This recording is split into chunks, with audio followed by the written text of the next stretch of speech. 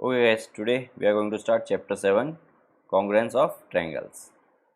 तो देखिए कॉन्ग्रुएंस से आप क्या समझते हैं, सबसे पहले वो समझने की कोशिश करते हैं। दो चीज कॉन्ग्रुएंट है, ये कब बोला जा सकता है? ये तब बोला जा सकता है जब दो चीजें एग्जैक्टली एक दूसरे के आइडेंटिकल हैं। देखिए यहाँ पे आपको कुछ एग्जांपल्स दिए हुए हैं, जैसे दो स्टैम्प्स हैं, तो सेम टाइप की अगर आप दो स्टैम्प्स लेंगे तो आप एक स्टैम्प को दूसरे स्टैम्प पे रखेंगे तो वो एग्जैक्टली उसके ऊपर ओवरलैप हो जाएगा, ठीक है, यानी उसके पीछे वो छुप जाएगा। तो वो जो दोनों स्टैम्प हैं वो एग्जैक्टली एक दूसरे के आइडेंटिकल है। उसी तरीके से नीचे कुछ और एग्जांपल्स भी गिवन है। एक कंपनी की दो ब्लेड्स लीजिए आप, शेविंग ब्लेड्स जो होती हैं, तो उनको भी आप एक दूसरे के ऊपर रखेंगे तो आपको लगेगा कि हाँ एग्जैक्टली एक जैसी हैं, आप दोनों को देख के डिफरेंस नहीं बता पाएंगे। उसी तरीके से एक नोट पैड का या लेटर पैड का दो पेपर फाड़िए, वो दोनों एक दूसरे के एग्जैक्टली आइडेंटिकल होंगे। एक बिस्किट का पैकेट है, तो उसमें से दो बिस्किट निकालिए तो आप दोनों बिस्किट को देख के डिफरेंस नहीं बता पाएंगे, क्योंकि वो भी एग्जैक्टली एक दूसरे के आइडेंटिकल होंगे। तो इस तरह से रियल लाइफ से अपन बहुत सारे एग्जांपल्स पिक कर सकते हैं आइडेंटिकल ऑब्जेक्ट्स के। तो जो दो ऑब्जेक्ट्स एकदम आइडेंटिकल होती है उसे अपन कॉन्ग्रुएंट ऑब्जेक्ट्स बोलते हैं। तो यही अपना टॉपिक है कॉन्ग्रुएंसी। अब देखिए कॉन्ग्रुएंसी ऑफ प्लेन फिगर्स, यानी दो प्लेन फिगर्स कब कॉन्ग्रुएंट बोली जाएंगी? जब एक फिगर को मैं दूसरे फिगर के ऊपर ओवरलैप करूं तो वो जो दोनों फिगर हैं उनके सारे डायमेंशन सेम हो, तो मैं उन दो फिगर्स को कॉन्ग्रुएंट बोलूँगा। क्लियर है? अब कॉन्ग्रुएंसी अमॉन्ग लाइन सेगमेंट्स, यानी दो लाइन सेगमेंट को मैं कब कॉन्ग्रुएंट बोलूँगा?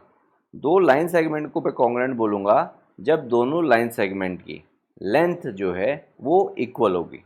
वो आड़ी टेढ़ी हो सकती हैं बट लेंथ इक्वल होनी चाहिए। फॉर एग्जांपल देखिए, मैंने एक ये स्ट्रेट लाइन ड्रॉ की और दूसरी स्ट्रेट लाइन मैंने इस तरह से ड्रॉ की। लेट सपोज इसकी लेंथ 5 है और नीचे वाले की भी लेंथ 5 है, तो ये दोनों आइडेंटिकल हैं, चाहे एक थोड़ी सी इंक्लाइंड है एक एंगल पे और एक दूसरी 90 डिग्री पे, बट क्योंकि दोनों की लेंथ एक है तो ये दोनों लाइन सेगमेंट्स जो हैं वो कॉन्ग्रुएंट है। क्लियर है? ओके, अब आते हैं कॉन्ग्रुएंस ऑफ एंगल्स। दो एंगल्स कब कॉन्ग्रुएंट होंगे? जब उनका मेजर इक्वल होगा। तो देखिए यहाँ पे 40 है, यहाँ पे भी 40 है, तो इन दोनों एंगल्स को मैं कॉन्ग्रुएंट एंगल्स बोलूँगा। एंगल की कॉन्ग्रुएंसी में जो साइड आर्म्स होती हैं उनकी लेंथ से कोई फ़र्क नहीं पड़ता, क्योंकि साइड आर्म्स क्या हैं, बेसिकली रेज हैं, और रे का स्टार्ट पॉइंट तो होता है बट एंड पॉइंट नहीं होता। तो कोई कितनी लंबी बनाता है कोई कितनी लंबी बनाता है, उससे फ़र्क नहीं पड़ता। जैसे देखिए यहाँ पे BC और यहाँ पे QR थोड़ी सी ज़्यादा लंबी बना रखी है, और अगर आप ये वाला देखेंगे YZ तो ये और भी ज़्यादा लंबी बना रखी है। बट ये जो तीनों एंगल्स हैं 40 40 40 वाले, फर्स्ट सेकंड एंड फोर्थ, ये तीनों कॉन्ग्रुएंट हैं। क्यों? क्योंकि तीनों का मेजर क्या है, 40 डिग्री है। अब आते हैं कॉन्ग्रुएंस ऑफ ट्रायंगल्स, जो कि इस चैप्टर का नाम भी है। क्लियर है? यानी दो ट्रायंगल्स को मैं कब कॉन्ग्रुएंट बोल सकता हूँ? दो ट्रायंगल्स को मैं तब कॉन्ग्रुएंट बोल सकता हूँ कि अगर एक ट्रायंगल को उठा के मैं दूसरे वाले के ऊपर रखूँ तो वो एग्जैक्टली एक दूसरे पे ओवरलैप हो जाए। यानी कहने का मतलब ये है कि दोनों ट्रायंगल्स में तीनों साइड, ठीक है, कॉरस्पॉन्डिंग साइड्स आपस में इक्वल होनी चाहिए, और तीनों कॉरस्पॉन्डिंग एंगल्स वो आपस में इक्वल होने चाहिए। एक ट्रायंगल में क्या होता है, तीन साइड होती हैं और तीन एंगल्स होते हैं, इसके अलावा तो कुछ होता नहीं है। तो फर्स्ट ट्रायंगल की तीनों साइड के कॉरस्पॉन्डिंग कोई ना कोई साइड ऐसी सेकंड ट्रायंगल में होनी चाहिए जो उसकी लेंथ के इक्वल है, और सेम केस एंगल पे भी अप्लाई होता है। यानी फर्स्ट ट्रायंगल के तीनों एंगल के कॉरस्पॉन्डिंग सेकंड ट्रायंगल में कोई ना कोई एंगल ऐसा होना चाहिए जो उसके इक्वल हो। ओके, तो अब देखिए यहाँ पे मेरे को दो ट्रायंगल्स गिवन है ABC एंड PQR, और मुझे बोला है कि ये दोनों कॉन्ग्रुएंट है। ये जो बीच वाला साइन है ये कॉन्ग्रुएंसी का साइन है, ठीक है, एक इक्वल टू और उसके ऊपर एक कर्व या फिर टिल्ट। तो ये दोनों ट्रायंगल्स इस सीक्वेंस में कॉन्ग्रुएंट है। इसका मतलब ये है कि A के अगेंस्ट P है, यानी इस ट्रायंगल का A वर्टेक्स दूसरे ट्रायंगल के P वर्टेक्स के अगेंस्ट, यानी जब अपन ओवरलैप करेंगे दोनों को तो A वर्टेक्स को मैं P वर्टेक्स पे रखूँगा और B वर्टेक्स को मैं Q वर्टेक्स पे रखूँगा और C वर्टेक्स को मैं R वर्टेक्स पे रखूँगा। यानी इस तरह से अगर मैं वर्टेक्सेस मैच करूँगा तो दोनों ट्रायंगल एक दूसरे को एग्जैक्टली ओवरलैप करेंगे। क्लियर है? तो इससे आप ये तो समझ गए होंगे कि कॉन्ग्रुएंसी लिखते वक्त सीक्वेंस बहुत ज़्यादा मैटर करता है।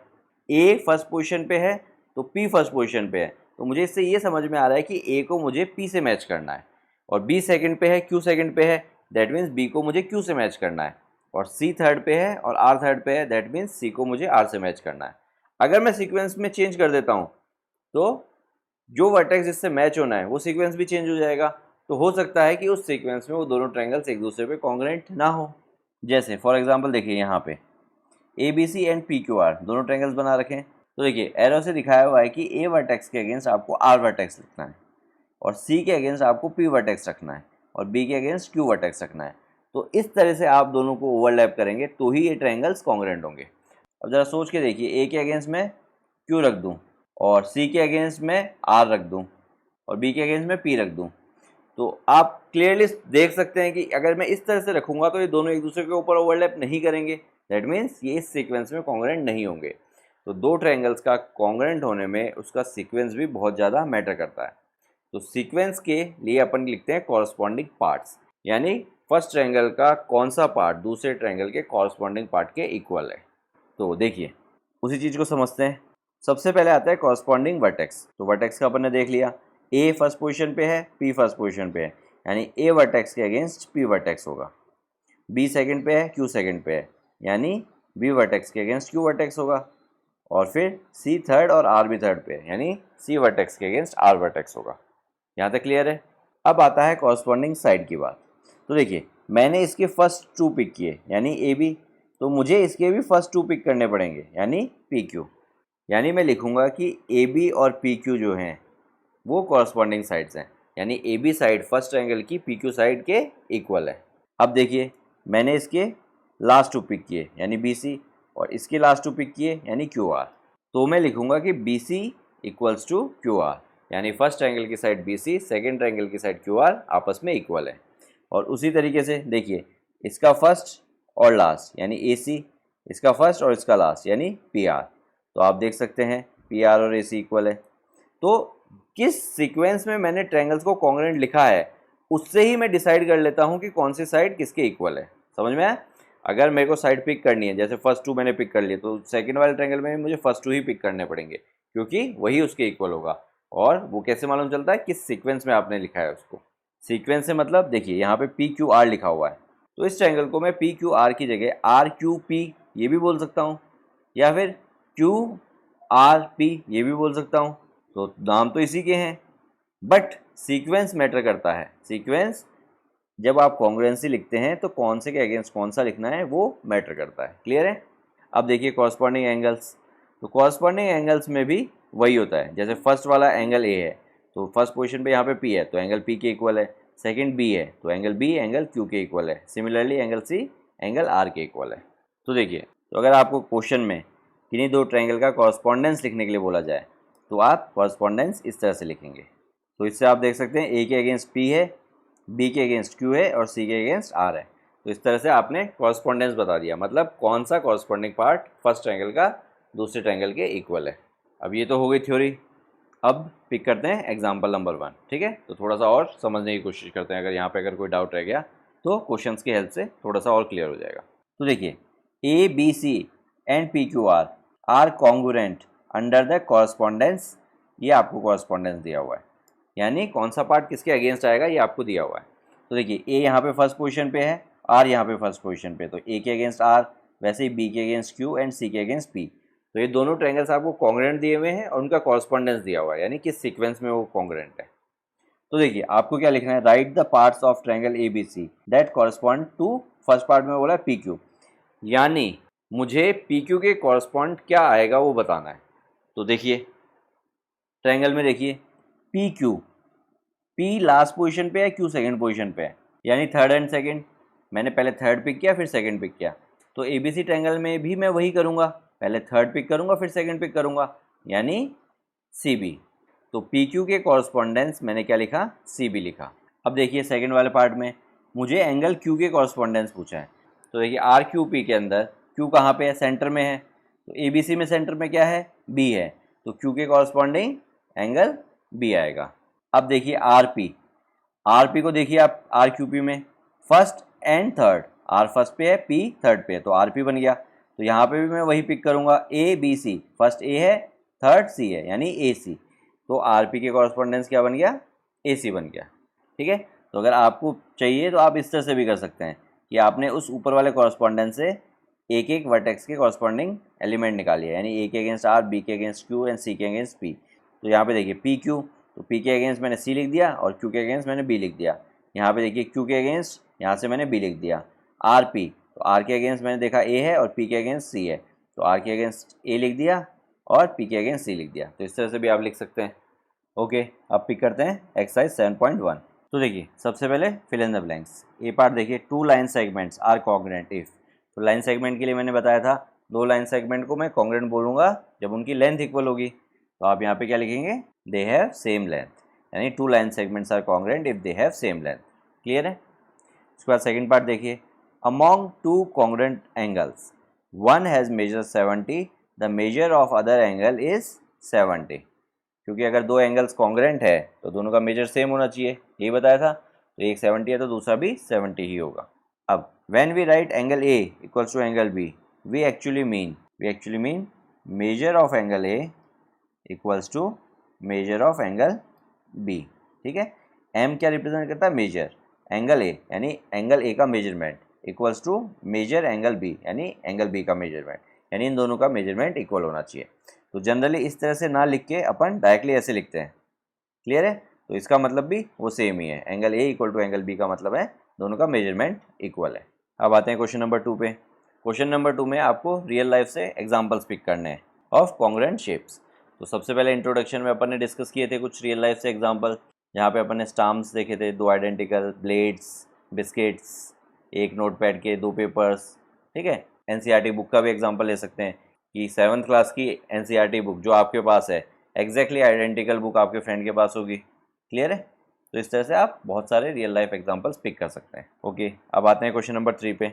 If triangle A B C is congruent to F E D, इसको कैसे रीड करते हैं, इज कॉन्ग्रुएंट, इस वाले साइन को। कॉन्ग्रुएंसी का साइन होता है पहले इक्वल टू बनाइए और फिर इस तरह से बना दीजिए। क्लियर है। तो ये कॉन्ग्रुएंसी का साइन होता है। तो मैंने बोला if triangle A B C is congruent to F E D under the correspondence A B C F E D, यानी इस सीक्वेंस में दोनों कॉन्ग्रुएंट है। जनरली ये कॉरस्पॉन्डेंस होता है वो सेम का सेम कॉरस्पॉन्डेंस यहाँ पे लिखा जाता है जब कॉन्ग्रुएंसी का साइन लगाया जाता है। तो बड़ी क्लासेस में जब जाएंगे तो आपको ये इस तरह से अलग से नहीं दिया होगा, आपको इससे ही समझ जाना होगा कि ये इस सीक्वेंस में कॉन्ग्रुएंट है। क्लियर है। बट क्योंकि ये छोटी क्लास में आपको अलग से दे रहे हैं कि इस सीक्वेंस में ये कॉरस्पॉन्डेंस है एक दूसरे के। तो अब आपको बोल रहे हैं right all the corresponding congruent parts of triangles, यानी अब आपको इस ट्रायंगल के बाकी के कॉरस्पॉन्डिंग पार्ट्स लिखने हैं। तो देखिए ट्रायंगल में क्या क्या होता है, 3 तो साइड होती हैं और 3 एंगल होते हैं। तो सबसे पहले मैं एंगल्स लिख देता हूँ। तो मैं क्या करता हूँ, ए बी सी के तीनों एंगल लिख देता हूँ पहले। अब देखिए ए के अगेंस्ट क्या आना चाहिए, ए फर्स्ट पोजीशन पे है तो फर्स्ट पोजीशन पे इधर एफ है, और बी के अगेंस्ट सेकंड पोजीशन पे ई है, और सी के अगेंस्ट थर्ड पोजीशन पे डी है। यानी ए के अगेंस्ट मुझे क्या लिखना है, मुझे एफ लिखना है। तो कॉरस्पॉन्डेंस का साइन बनाऊंगा इस तरह से और एंगल एफ हो जाएगा। और फिर बी के अगेंस्ट में कॉरस्पॉन्डेंस का साइन बना के एंगल ई कर दूंगा, और उसी तरह से सी के अगेंस्ट में डी कर दूंगा। तो ये तो मैंने एंगल्स लिख दिए। अब मैं क्या करता हूँ, साइड्स भी लिख देता हूँ। तो पहले मैं ट्रायंगल ए बी सी की तीनों साइड लिख देता हूँ। एक साइड हो गई ए बी, दूसरी हो गई बी सी, और तीसरी हो गई सी ए। तो अब देखिए ए बी मतलब मैंने इसके फर्स्ट 2 पिक किए हैं, तो इस वाले में भी इसके फर्स्ट 2 पिक करूँगा। या फिर अगर आपको चाहिए तो आप क्या कीजिए, यहाँ पे लिख लीजिए अलग से कि ए के अगेंस्ट मुझे क्या लिखना है, ए के अगेंस्ट मुझे एफ लिखना है, फिर बी के अगेंस्ट मुझे क्या लिखना है, बी के अगेंस्ट मुझे ई लिखना है, और फिर सी के अगेंस्ट मुझे डी लिखना है। तो देखिए ए बी, तो ए के अगेंस्ट मैंने क्या लिखा, एफ लिख दिया, और बी के अगेंस्ट मैंने क्या लिख दिया, ई लिख दिया, तो ये हो गया एफ ई। क्लियर है। और अगर वैसे देखना है तो देखिए ए बी फर्स्ट 2 है, एफ ई भी फर्स्ट 2 है। अब उसके बाद देखिए बी सी, बी के अगेंस्ट मैंने ई लिखा, कहाँ से, यहाँ से लिख रहा हूँ मैं, और सी के अगेंस्ट मैंने डी लिखा, तो ये हो गया ई डी। और अगर इसमें देखना है तो देखिए ये लास्ट 2 है और ये लास्ट 2 है। अब इसके बाद सी ए, तो सी के अगेंस्ट मैंने डी लिखा और ए के अगेंस्ट मैंने एफ लिख दिया। तो देखिए सी ए यानी थर्ड एंड फर्स्ट, तो इसमें भी थर्ड एंड फर्स्ट। तो इस तरह से आपने कॉरस्पॉन्डिंग तीनों एंगल्स लिख दिए और कॉरस्पॉन्डिंग तीनों साइड्स लिख दी। अब देखिए आते हैं क्वेश्चन नंबर 4 पे। Triangle D E F is congruent to triangle BCA. Write the parts of BCA that correspond to, यानी जो नीचे मुझे पार्ट्स दिए हुए वो BCA में किसके इक्वल होंगे वो मुझे बताना है। तो देखिए सबसे पहले तो यहाँ पे जैसे क्वेश्चन नंबर 3 में आपको अलग से सीक्वेंस दिया हुआ था कि कौन सा किसके अगेंस्ट कॉरस्पॉन्डेंस है, यहाँ पे अलग से वो नहीं दिया हुआ। तो जिस सीक्वेंस में यहाँ पे लिखा हुआ है उसी सीक्वेंस में आप इसको मानेंगे। तो यहाँ से आप देख सकते हैं डी के अगेंस्ट में क्या लिखूंगा, बी लिखूंगा, क्योंकि डी भी फर्स्ट पोजीशन पे है, बी भी फर्स्ट पोजीशन पे है। ई के अगेंस्ट में क्या लिखूंगा, सी लिखूंगा, और एफ के अगेंस्ट में क्या लिखूँगा, ए लिखूँगा। तो अब देखिए इस वाले की हेल्प से मैं नीचे जो भी पूछा है सबके आंसर कर दूंगा। तो देखिए एंगल ई, तो एंगल ई के अगेंस्ट देखिए यहाँ पे क्या है, एंगल सी, तो यहाँ पे इसका कॉरस्पॉन्डिंग पार्ट हो गया एंगल सी। अब देखिए ई एफ, तो देखिए ई के अगेंस्ट है सी और एफ के अगेंस्ट है ए, तो ये क्या हो जाएगा, सी ए। ठीक है, तो साइड सी ए, ऊपर एक साइड के लिए साइन बना दिया, तो ई एफ साइड के अगेंस्ट सी ए साइड हो गई। अब एंगल एफ, तो एफ के अगेंस्ट है ए, तो एंगल एफ के अगेंस्ट हो गया एंगल ए। अब डी एफ, तो डी के अगेंस्ट बी, एफ के अगेंस्ट ए, तो डी एफ के अगेंस्ट क्या हो जाएगा, बी ए। तो मैंने बी ए लिखा और एक साइड का साइन बना दिया। ये ऊपर जो बार रिप्रेजेंट कर रहा है दैट मीन्स ये बता रहा है कि ये एक साइड है। क्लियर है? तो इसी के साथ ये एक्सरसाइज आपकी फिनिश होती है। Keep practicing from the extra book and for any kind of doubt please let us know, we will try to help you out. Okay, see you in the next exercise. Your mentoring. Make a difference. Hereby students can contact us for group and individual mentoring session. Our location is mentioned in video description. Others can contact us for online classes, online doubt clearing sessions, and for other online videos which are not publicly available on YouTube. Thank you.